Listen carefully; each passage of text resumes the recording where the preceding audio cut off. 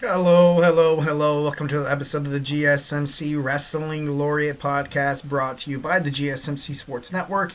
I'm your favorite wrestling fan here, Eric Rodriguez, live every Monday night on the GSMC Sports Network to talk about the greatest thing in the world, professional wrestling, all the action inside and outside the ring. You know, the whole shebang bang. Hope you guys are having an amazing week. Hope you guys are having a great time, during this. Looks like winter's making a comeback, especially if you live in Southern California.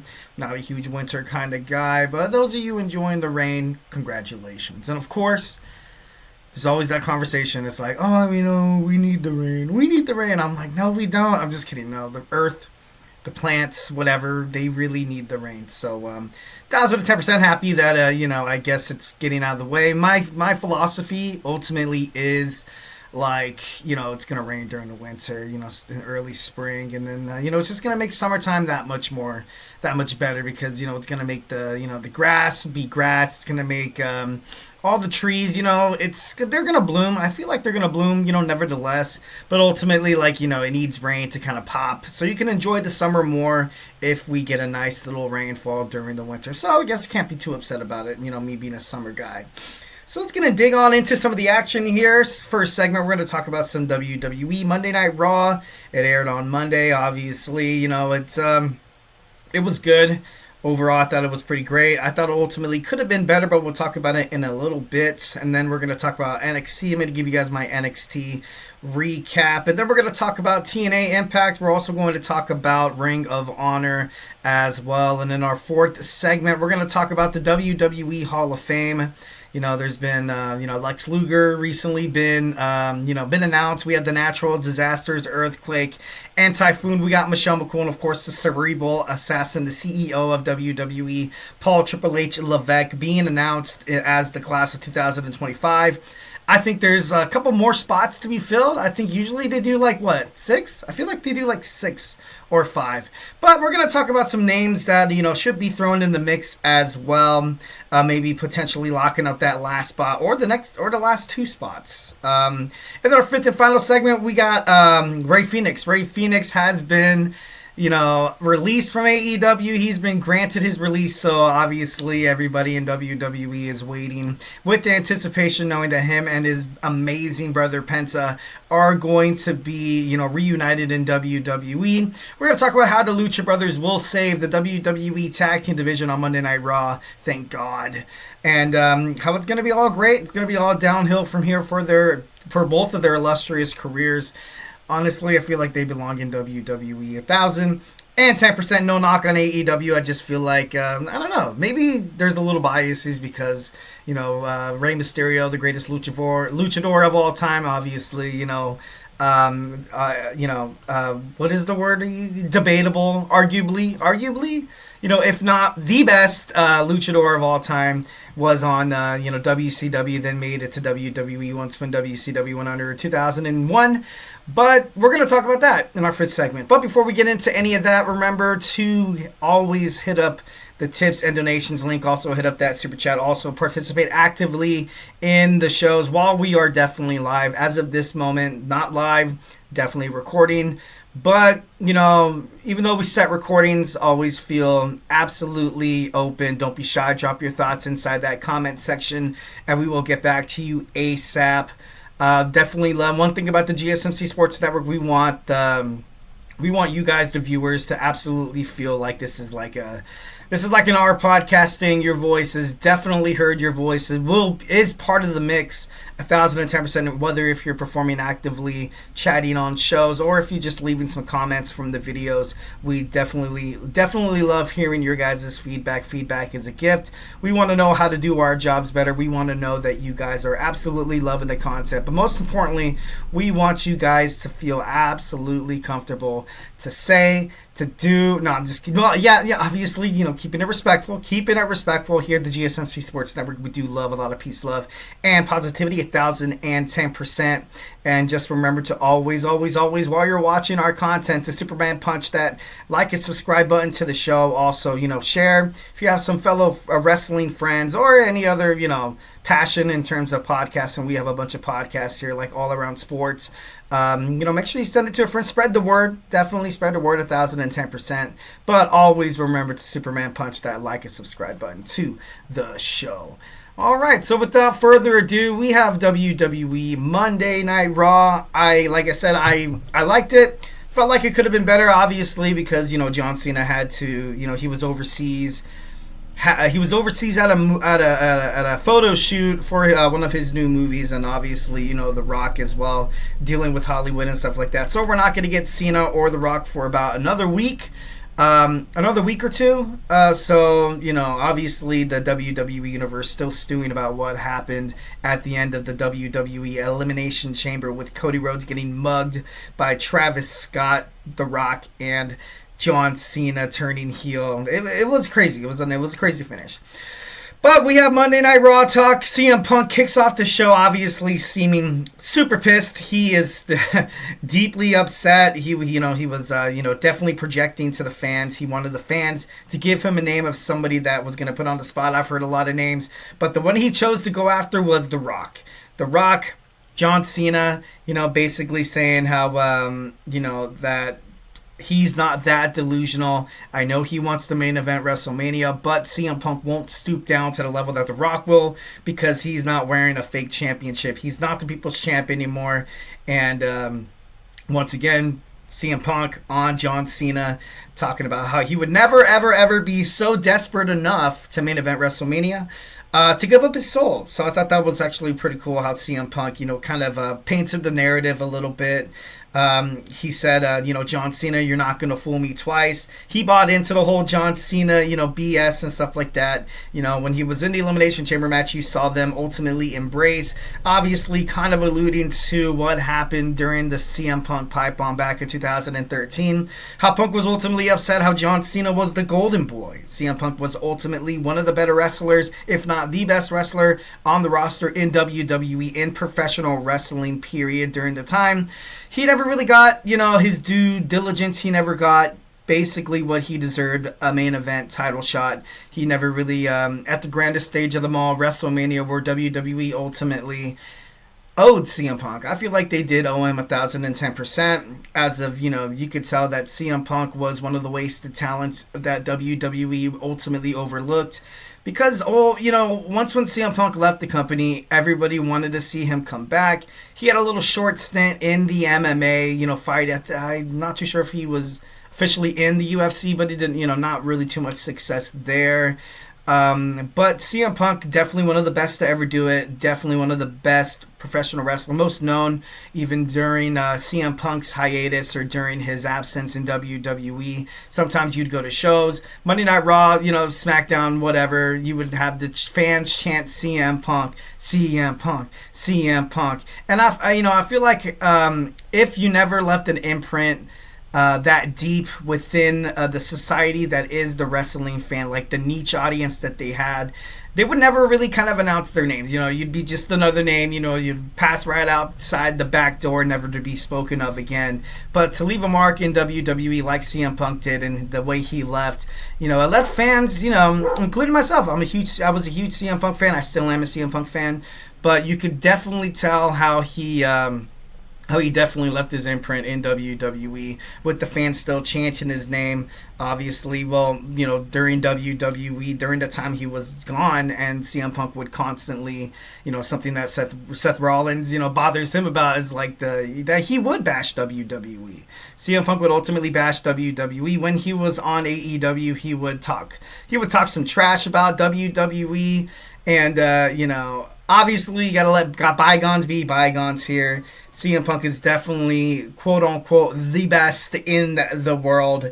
And him being on WWE is absolutely... He's killing it right now. He's a promo in and himself. Like, he's going to be a future champion. It's going to be interesting to find out how long it's going to take for WWE to pull that trigger. But, I personally, for one, can't wait to see how this little conflict plays out. Will CM Punk maybe team up with, Cody Rhodes down the line, or maybe because he did mention The Rock. That's something you don't do. You don't cross the boss, the final boss for that matter. So now you have The Rock and John Cena. You basically paint the target on the back of your head. And then he starts talking about Seth Rollins. He starts talking crap on Seth Rollins, talking about how Becky Lynch needs to, come and get your man, come and get your boy. And then Seth Rollins comes out, and it's an absolute brawl, 1,010%. Security comes out, they empty out, they rain out the locker room. It was kind of cool to see your rare sightings of, Jason Jordan backstage. You remember when WWE used to have two superstars just go at it, beating the holy hell out of each other, and then you would have the locker room file out to kind of stop them. I'm happy that WWE doesn't do that anymore.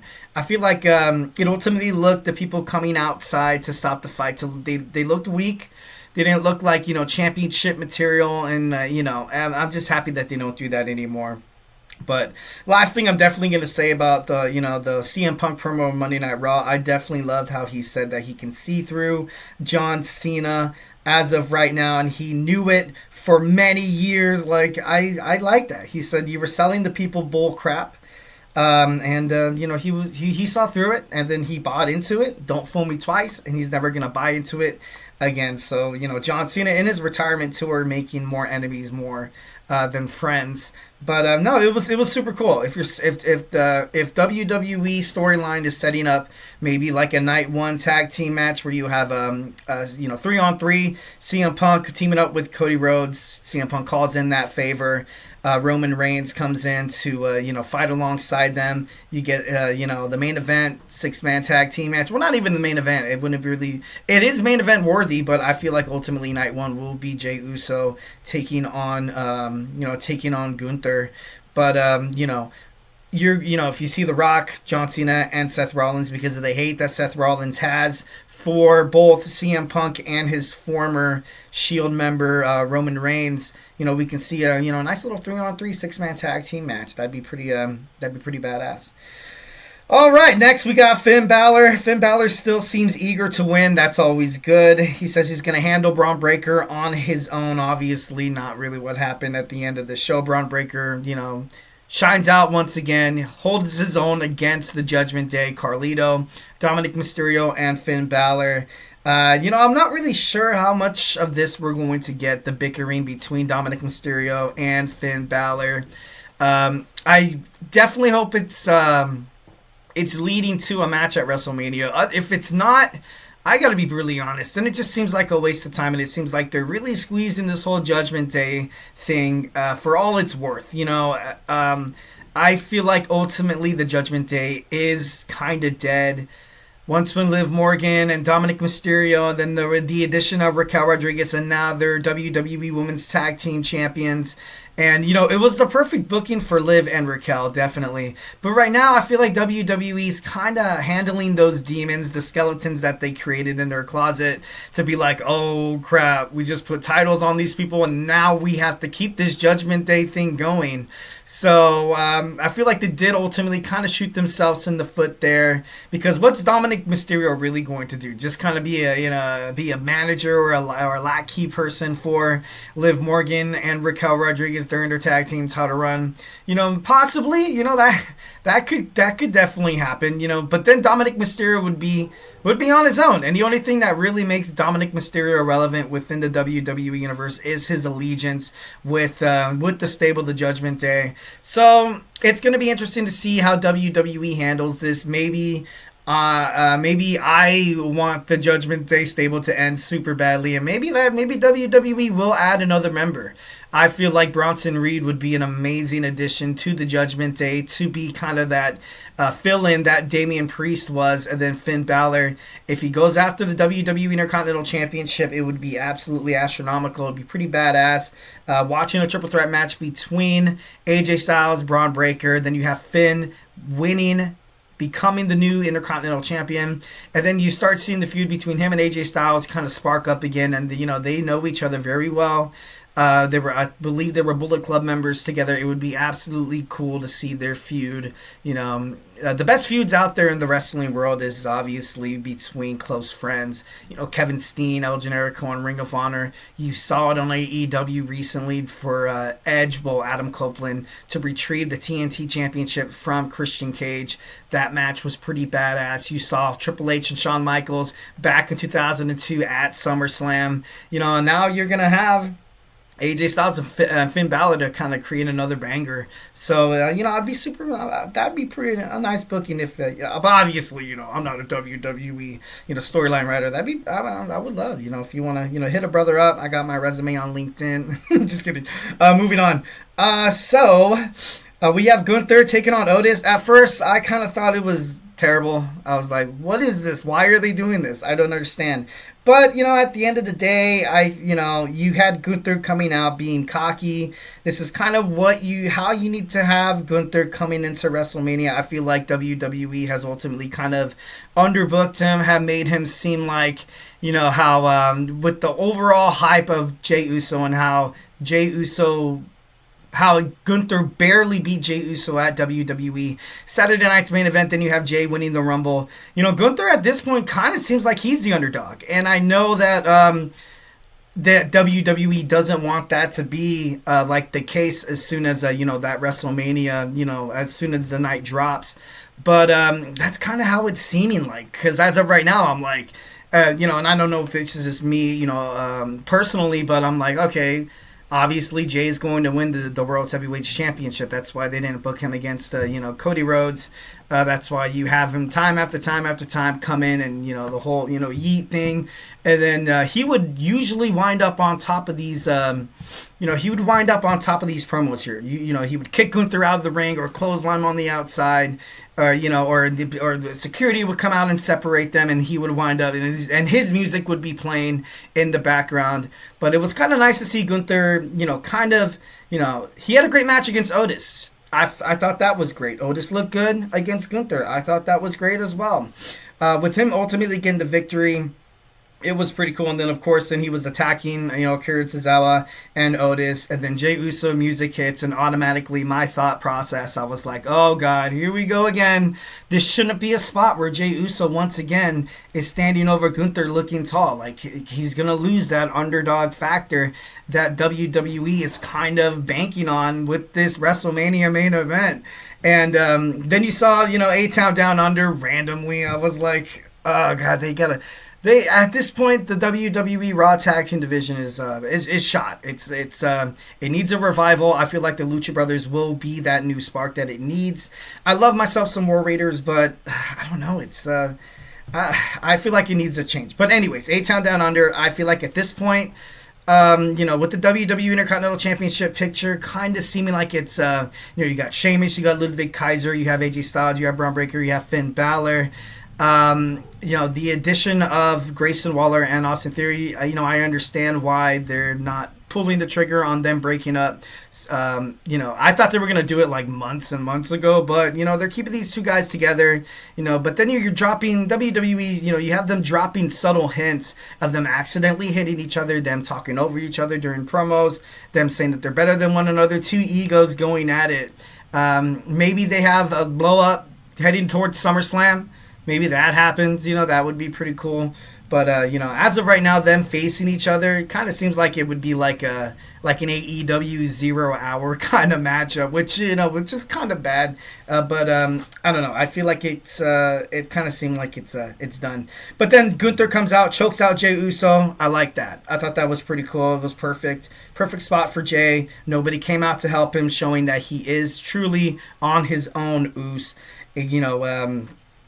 Day one issue is just me, Uso, so then after he was talking in the back saying that Gunther woke up a monster or something like that, which is all cool and all, but and then once again he's Jey Uso backstage clinging on to that phrase, people saying you can't do it, like I feel like he's using that a little bit too much. Like I was kind of alluding to the fact that Gunther at this point kind of seems like he's the underdog, although he's freaking, he's Gunther, he's the ring general.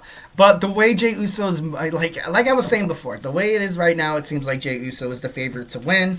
And if Jey Uso won at WrestleMania, I feel like I would not be shocked. I would not be shocked if Gunther retained.